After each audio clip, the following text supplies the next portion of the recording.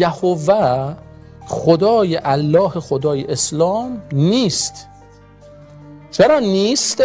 علتش اینه، ببینید موسی از خدا پرسید خدایا نام تو چیست؟ درسته؟ پرسید یا نپرسید؟ آیا خدا دروغگوه؟ هرگز. خب اگر واقعا الله نام حقیقی خداست، خب چرا خدا به موسی نگفت نام من الله هست که الان خیال ما رو هم راحت میکرد؟ ما این همه سال درگیر یهوه نمیشدیم، میگفتیم خب دیگه خدا به موسی از همون اول گفت نام من اینه. و خدا به موسی چی گفت؟ نام من یهوه است، تمام نسل ها تا به ابد فقط باید منو به نام یهوه صدا بزنن.